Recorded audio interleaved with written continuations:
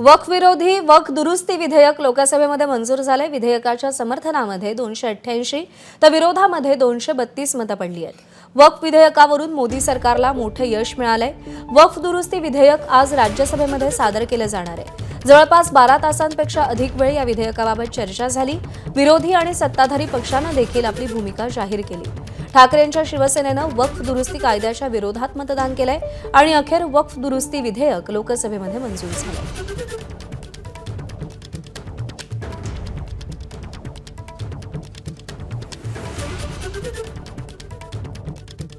शुद्धि के अद्यधीन मत विभाजन का परिणाम इस प्रकार है। पक्ष में 288, विपक्ष में 232। प्रस्ताव स्वीकृत हुआ और विधेयक यथा संशोधित पारित हुआ।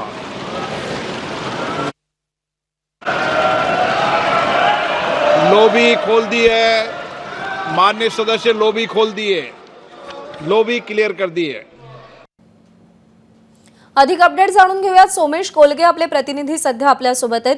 सोमेश, एक टप्पा तर पार पडला, लोकसभेत विधेयक मंजूर झालं, आता कसोटी राज्यसभेत आहे। आज काय काय घडेल?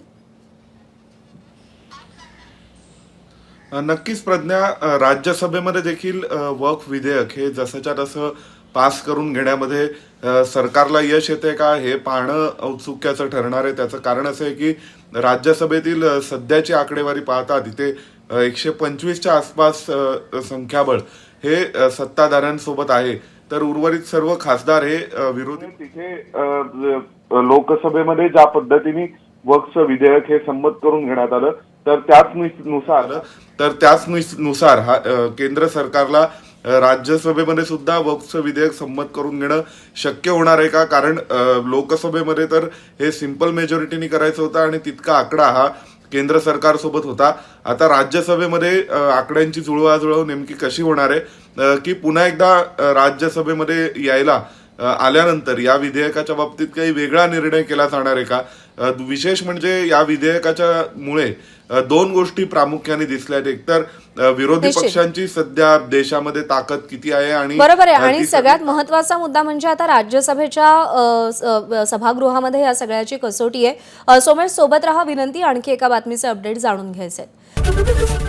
एबीपी माझा, उघडा डोळे बघा नीट।